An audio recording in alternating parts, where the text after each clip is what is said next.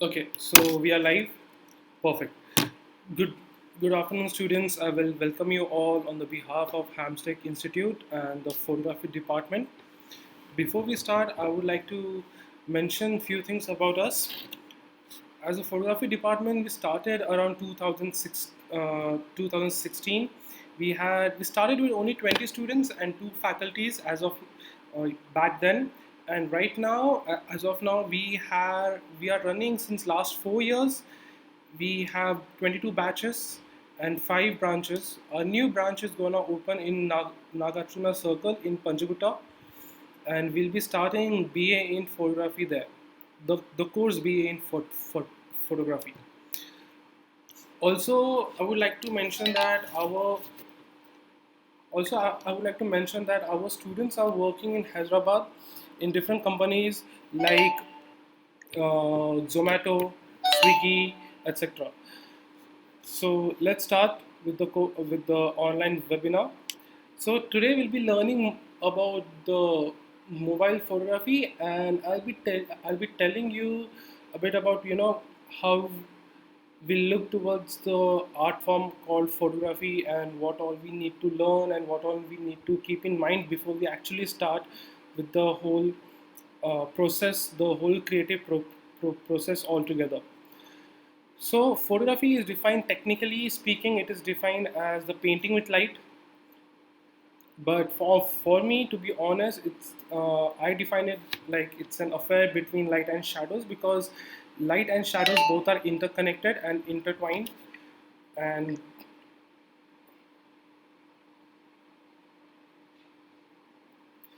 both are interconnected and intertwined, and like light and shadows are both interconnected and intertwined. And to be honest, I feel as if both of them are incomplete without each other.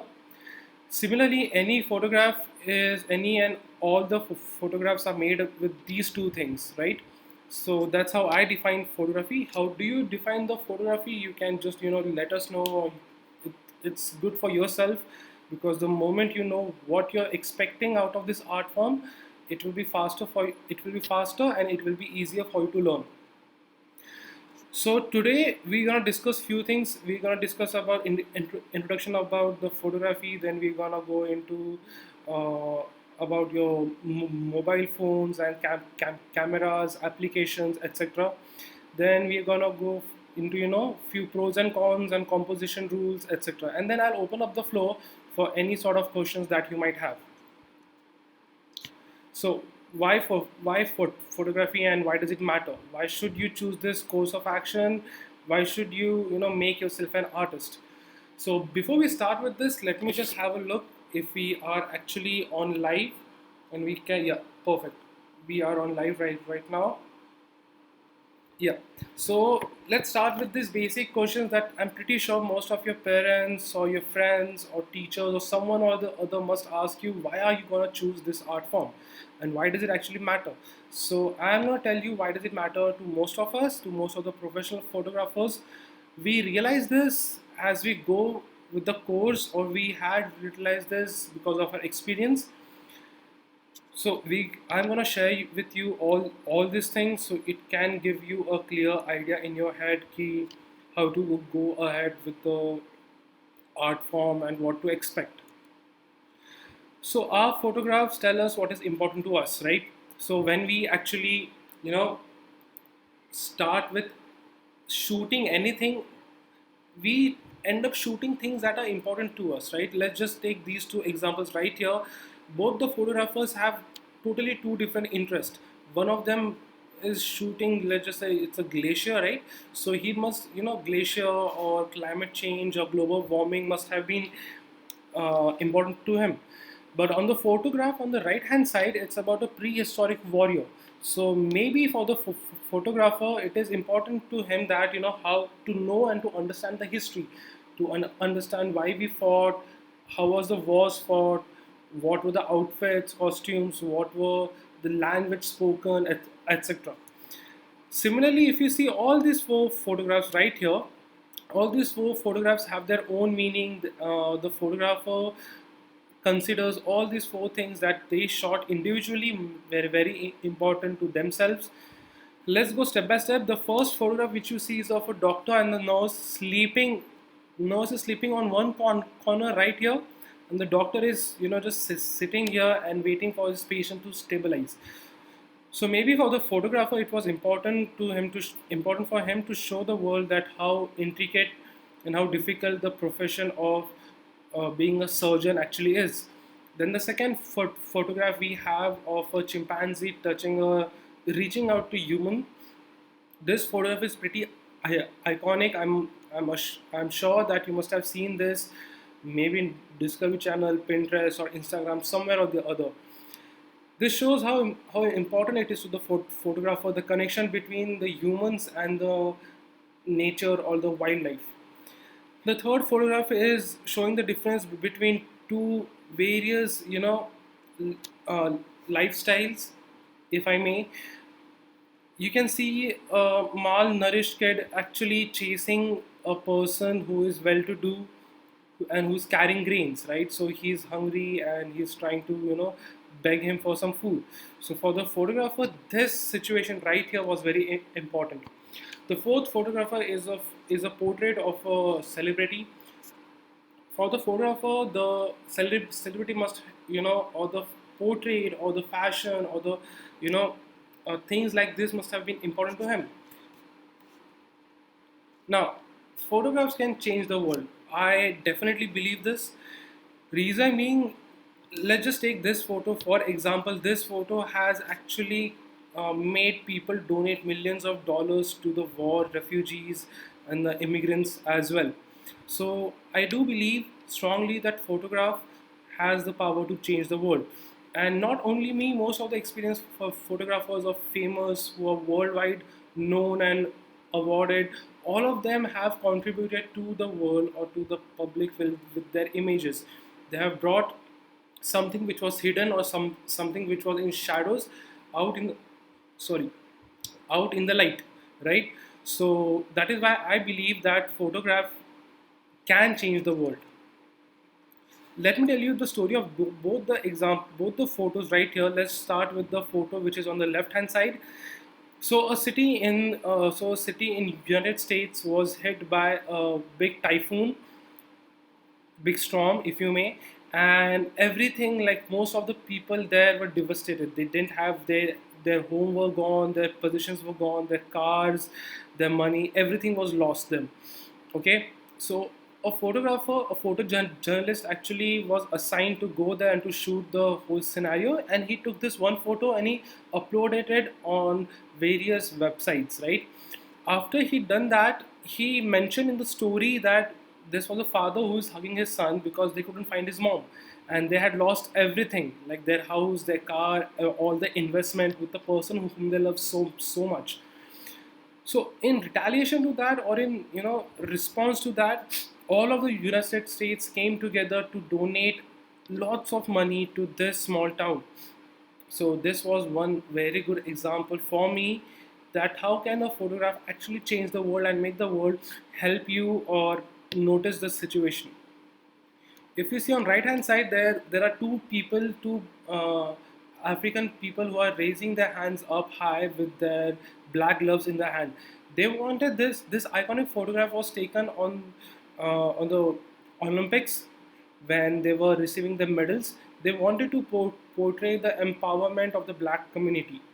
If you know, black community was they had faced lot of injustice, and they were slaves and they were bounded and there was lot of cruel things done to them. So they ended up being very poor, and they were struggling in day-to-day life when the slavery ended, right? So these two gentlemen raised their hands up above high with the black glove, showing the power of black community, and that they will survive, they will progress, and they will keep on growing no matter what happens. That's what the message that they were trying to give. That's what the message was that they were trying to give. So both of these photographs came to the notice of people, and it changed how they looked at the people or the cities or the whole situation altogether. Now, photography makes us an artist. This I strongly believe again, because photograph is something that you put together. It's like a piece of puzzle. Every inch or every in square or pixel is, you design it. You are in charge of it, right? You have the power to construct the whole photograph. You choose what people need to see, and you choose what people don't need to see in the photo. In the photograph, every element that is there, it is there because you decided that it should be there. If it is hidden, it is because you decided it should be hidden. So it makes you an artist. It does make you very creative as well, right? So I strongly believe that when you take on this art form, instead of imitating someone, instead of getting inspired a lot, try to explore your own artistic side. If you're a singer, if you're a painter, dancer, or whatever art form you like, except for photography, you can draw inspiration from those art forms and implement it in here. Similarly, as I was saying, both of these photographs which were taken by the photographers were strongly affected by the art form that they came from, right? Makeup, lighting, paints, everything, gardening, snakes, whatever they love, they try to inculcate in the one photograph altogether. So it does make you an artist. Photography is an art form which actually pushes you to explore the art forms which are not included in photography only. This is the only way that it will make sure that you learn more, you progress more, and you be more creative. Photography has the power to move us. This I strongly believe. The reason being, you know, uh, photographs, if you see them, it connects with you with a sort of feeling. It may be sad, happy, victorious, joy, anger, anguish, whatever the feeling you see on the screen, you feel it within you, or you can literally go back in your time and realize and recollect the feeling that you had, right? That's what photography is about. It connects with people, it moves people, it moves people emotionally, or it moves people psychologically, and that all the photographers should exploit. If you're able to move your viewer with only one frame, I think that you have achieved your goal of being a good photographer. Now, diary of a camera. Since last 20 years, cameras have changed a lot. Nowadays, cameras who don't have an LCD screen, we think that they are antique or pretty old cameras, right? And surprisingly, nowadays, right from a DSLR, mirrorless, apart from that, we have a strong uh, instrument with all of us to, which empowers us to shoot every day, every minute. That's a mobile phone, right? Our phones have made sure that we are able to shoot, we are able to create images with or without professional cameras altogether. So now, obviously, you must have seen all of these cameras once in a while in your lifetime, right? The first one is the point and shoot. I'm pretty sure, I mean, you must have used this. Like, you don't have to do any settings here. You just have to point and just shoot. That is why it is called point and shoot. The second camera is called a DSLR camera, which nowadays everyone has, almost everyone has. In this, we have auto mode, manual mode, and a lot of settings. Then the third camera is a Hasselblad, which is a medium format camera, and then we have a large format camera with us. But the revolutionary cameras which we have right now are the mobile cameras or the mobile phones. Why do I think it's revolutionary? It is not because it gives us more, more creative freedom. It is compact. The reason why I call it revolutionary because it is so small that we can carry it in our pocket very easily, and we can choose to shoot with it any day, any time of the day, anywhere we want, right? And everyone has it. It is so easy to explore photography just with a mobile camera. It's so easy to shoot good pictures, good capture good emotions. It is just revolutionary just because of these things. Now, there are few cameras, mobile cameras that I really like. The first one is iPhone 11 Pro, which I really think is pretty amazing. It is water resistant, it is dust resistant, it is pretty rough and tough. Even if it falls, it won't break easily. iPhone 11 Pro has, to be honest, made photography, mobile photography in perfect way, a very easy task to do. iPhone 11 Pro, Google Pixel 4, Huawei P3, P30 Pro, MI Note 10, Oppo Reno 10X Zoom, and Sony Xperia 5. These are few mobile phones that have a pretty good camera application and pretty good lenses. It will help you to shoot better photos. I'm not saying, not at all, do not think that I'm saying that if you don't have these phones you cannot do good mobile photography. All I'm saying is these cameras with these phones, they perform pretty well, okay, compared to other brands.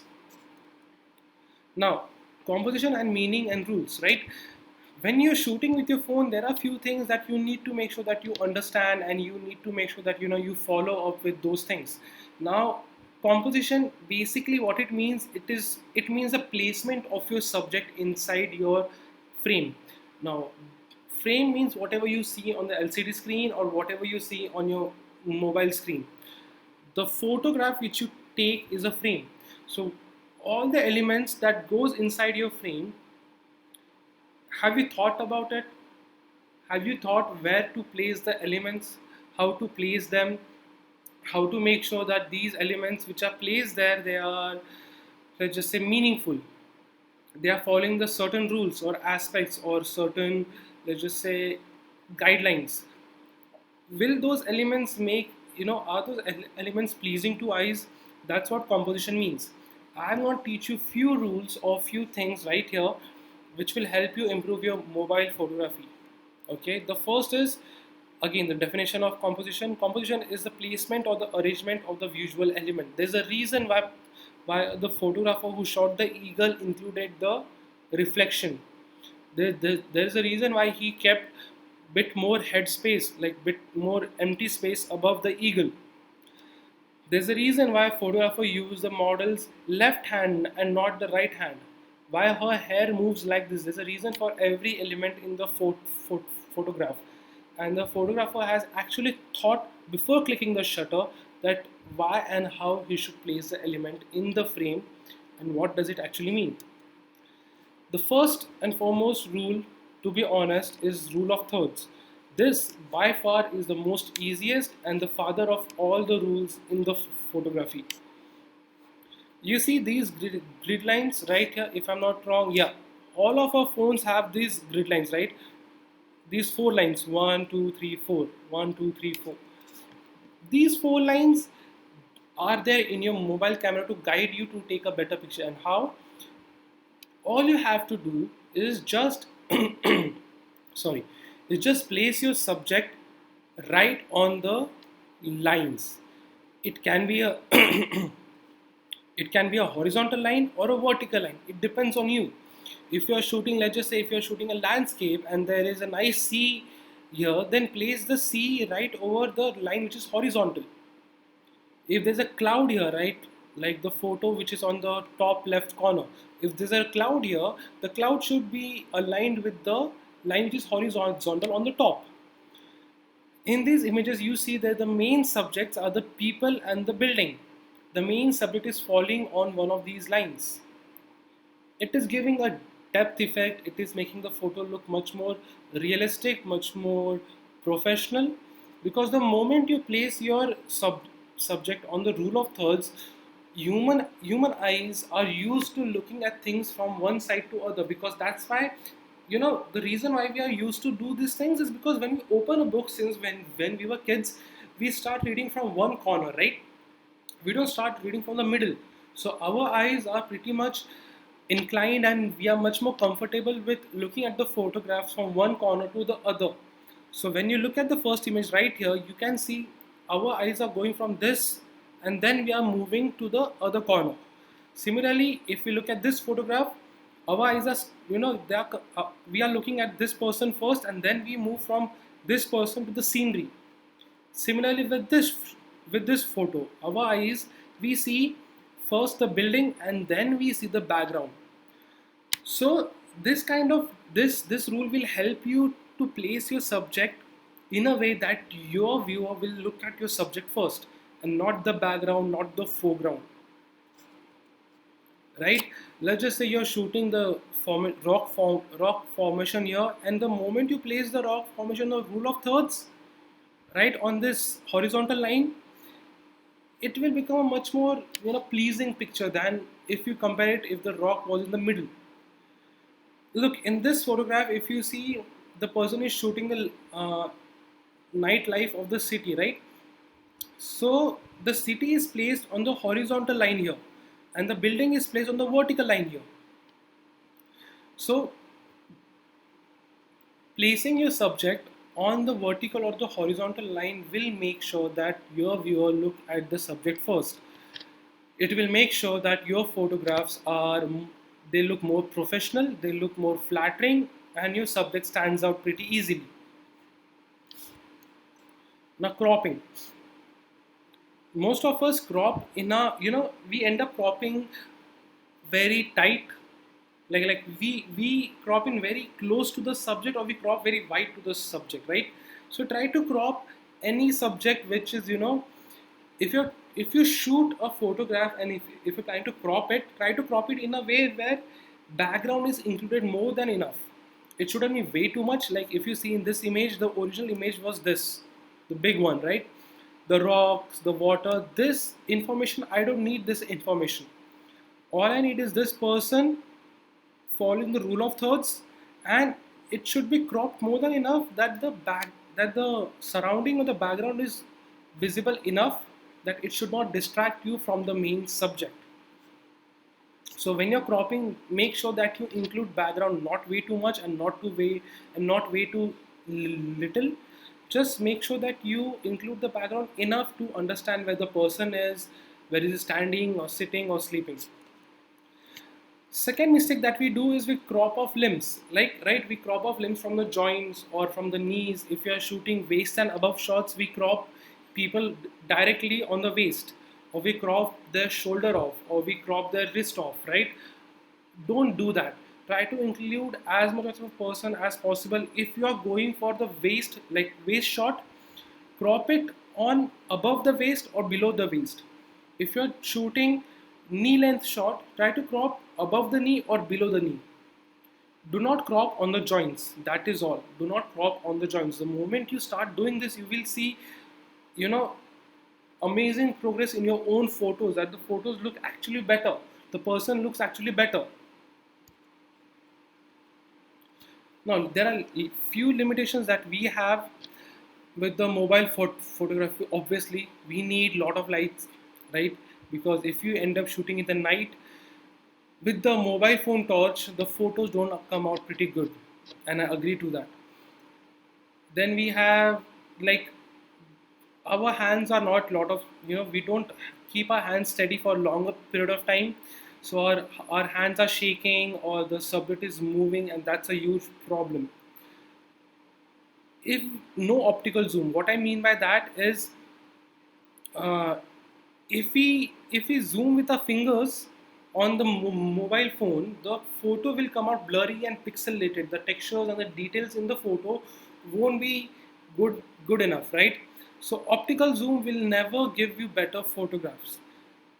Shutter lag can be terrible. What I mean by shutter lag is, it must have happened with you that you click the button on your phone and the picture is taken like few seconds later, right? It delays the photo. So that poses a lot, big issue, because if that happens and if subject moves, the photo comes out to be blurry, and that is not a good photograph, obviously.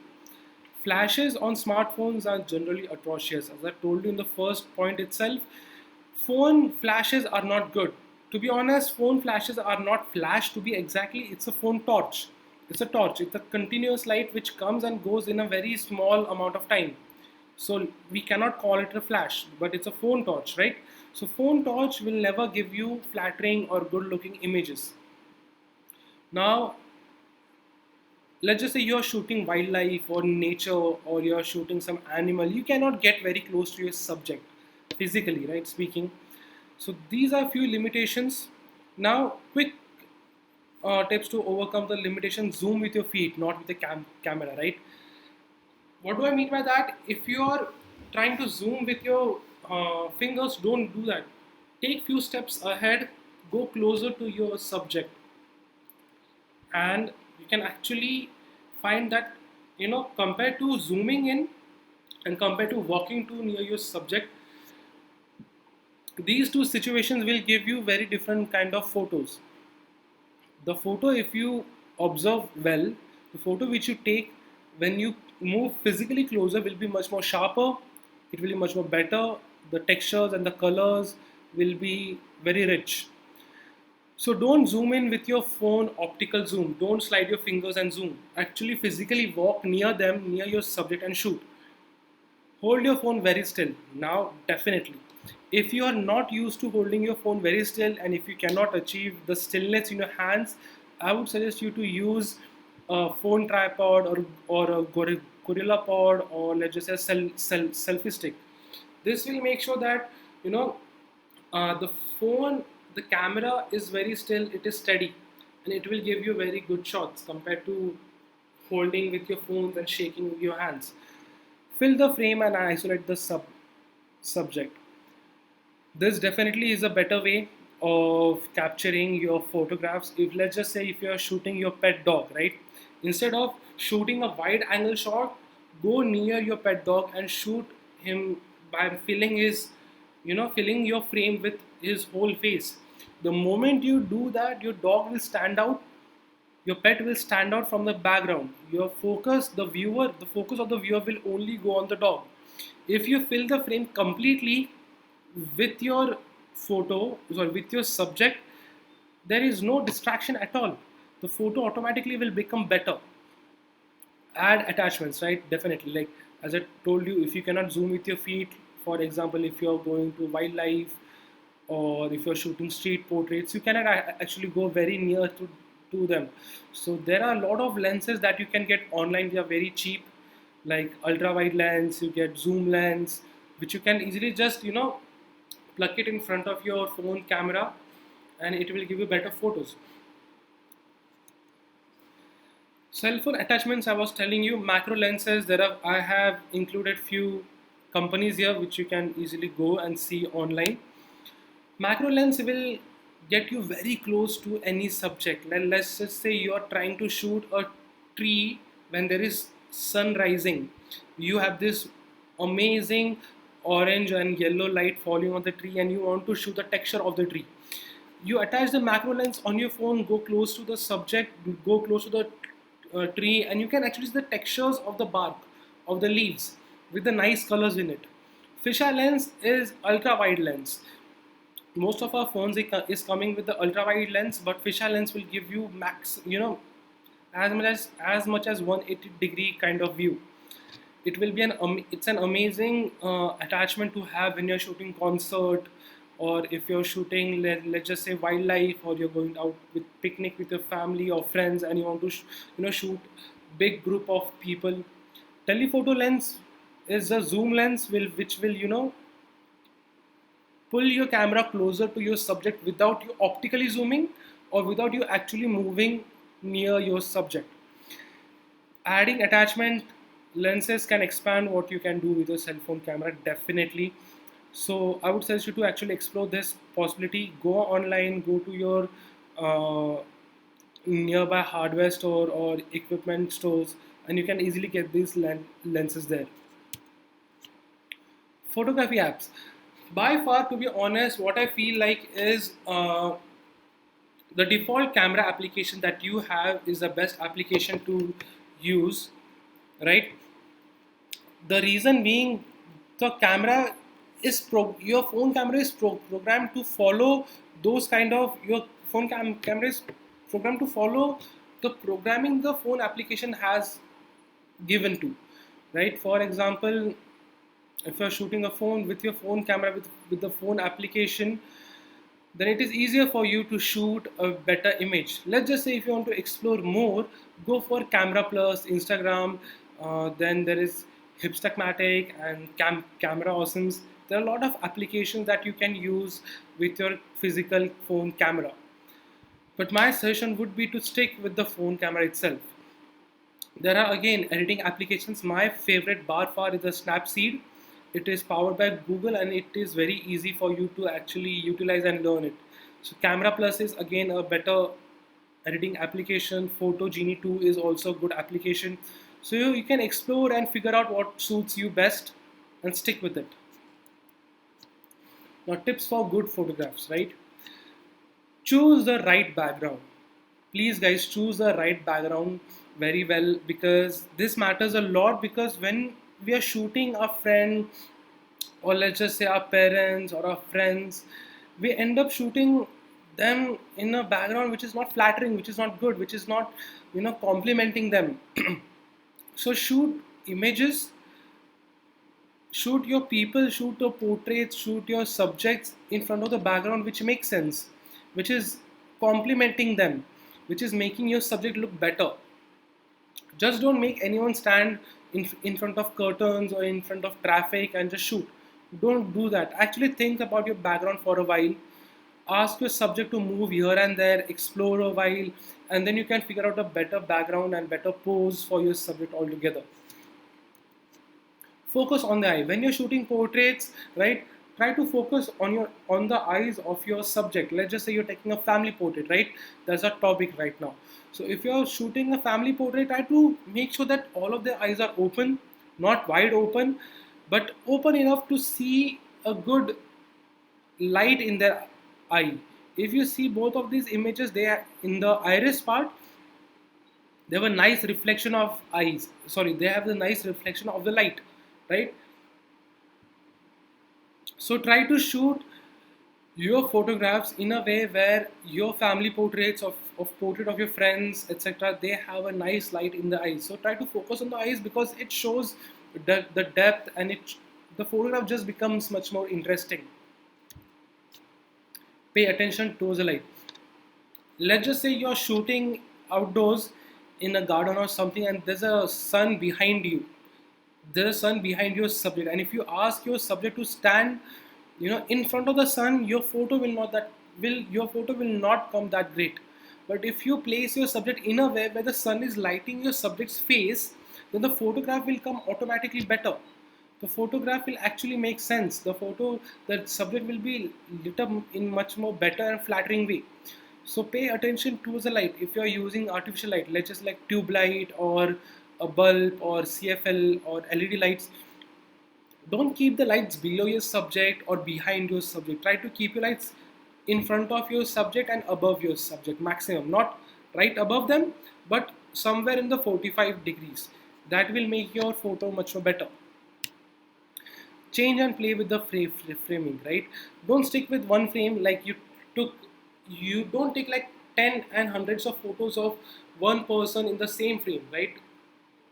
Change your framing, change your perspective a bit. That will help you, try to explore how the background looks, how the subject looks, how the subject interacts with the foreground and your camera altogether, and it will become a better photo at the end. Most of us want sharp images, and that is true. Sharp images they are much more better, but it does not mean that blurry images or out of focus images are not creative. So try to use your motion blur, blurry images or out of focus images to take creative shots. Creatively use them, just don't use them randomly. Creatively blur out the photograph, or creatively show the motion blur. Creatively blur out your main subject and keep the background in focus only. So you can explore out of focus and creative blur in a very good way. Give some space to your subject, definitely. Like let's just say let's just take this example of an auto driver. If the frame was cropped only in the auto, the photograph won't be looking good. It won't look as good as it should, right? As good as it is looking right now, right? It's because the space is more. There is a lot of space around for us to understand what the auto driver is doing. He's uh, driving in one, at a very high speed towards one direction. There's a nice blur outside, which is giving you the motion as well. So give some space to your subject. It will tell you how it works, how your subject interacts as well. The same goes with your portraits. If you're shooting your family or friends, giving the space around your subject will make your subject look much more better. It will give the idea altogether. Completely different photograph will come out of it. Use reflection and shadows. Please, guys, don't shy away. Don't be uh, horrified or don't be scared of the shadows or the reflections. Use it for your own advantage, right? It can give you a dramatic look. It can give you a very, you know, edgy look. It will also help you to give out a message to the world. Like in the starting of this session, I told you, right? That's how I define photography. It's an affair between light and shadows. So if you try to eliminate all the shadows, then it will not look good. The photograph will look just flat. So when you're shooting your family or friends, or when you're shooting any subject anywhere, don't just hide or don't be scared of the shadows. Utilize it, make it creative, use it creatively. Okay? Capture or show the motion, right? When like let's just say you're shooting a lady who has nice long hair and she wants to show her hair off. Make her spin around and shoot her hair. Right? So you're capturing the motion. When you capture the motion, it shows that the motion which is captured is important to your subject, and it also gives you lot of creative freedom to explore. So try to get your subject into motion and capture them. That will give you other dynamic creative dynamics to your photograph altogether. Get into different moods. Don't stick to just happy or smiling mood. Tell your subject to smile, laugh, get angry, act as if he's punching the camera. Just get into different moods, just other than smiling or sitting formally. Now the floor is open for any kind of questions that you might have for me, but before that I would like to give you one creative assignment. The assignment would be very simple. It is that you have to go ahead and shoot your family members. It does not matter if you're shooting your mom separately or your dad separately. You can try to shoot a group photograph. You can take individual photos and create a nice series. For example, if you shoot let's just say you're shooting your mom. In first photo you shoot your mom cooking food. In second photo you're shooting your dad eating the food. In the third shot you're shooting your brother or your sister washing the utensils. It is telling a nice story, right? So you can shoot individual photos to get a nice creative story, or you can shoot one group shot or one couple shots to make your photograph much more better. Few tips. Please think about your background. Don't shoot anywhere in your house. Don't shoot against very colorful background. For now, try to shoot your photos in a nice creative manner. Show the motion or capture the motion, blur the photograph. It completely depends on you. Try different angles, top angle, bottom angle, eye view, your wish. You can also use the point of view, right? So try to shoot a portrait series or one portrait of your family or your family members. That is what your assignment would be for now. So the floor is open for any kind of questions. Let's see if we have any questions right now. Different angles, top.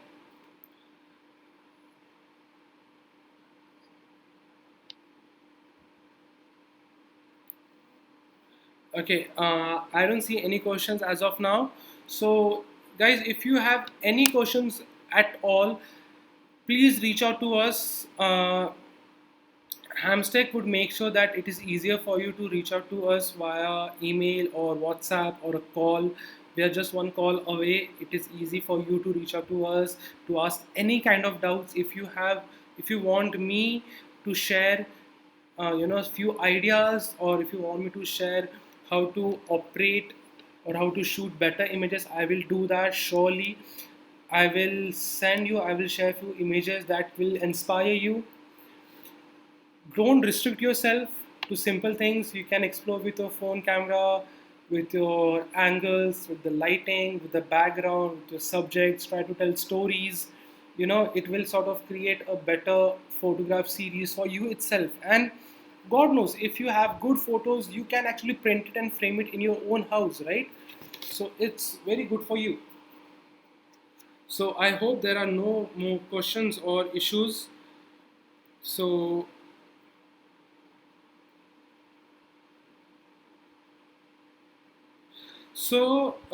let's just, to make things a bit interesting, I would like to give you a deadline. Let's just say that you have to, yeah, the deadline is 29th of April. Yeah, you have to submit your photographs, the family portrait or the portrait series or one photograph. It's your wish completely. Just utilize your creative brain as much as you want, right? So you can submit your photograph by 29th. Okay, that's the last date. 29th of April is the last date. The 29th of the April is the last date for you to actually submit the photographs. I look forward for you. I look forward to see you all the photos. Uh, and if I'm not wrong, Hamstech will go ahead and create a WhatsApp group for all of you, so it's easier for you to interact with me and the Hamstech itself. So we are just trying to make the whole communication part easier for both of us, because the situation we are in right now, the lockdown situation, the biggest challenge which we face right now as a photographer is to be inspired and keep on creating good images. So this is one of our, what you say, initiation from our side for our dear students, that you create good images, and we will make sure that we give you good enough feedback for you to improve your skills, right? So don't be shy, communicate with me, message me. I will be available to clear any kind of doubts for you, and I will make sure that you, with little bit of help from my side, little bit of help from your end, we can create good images for all of you. I think that's all for now. I hope you enjoyed the session. Yeah.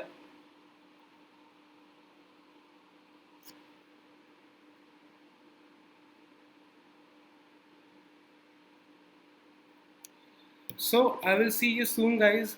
Take care, be safe, be at home. Thank you all.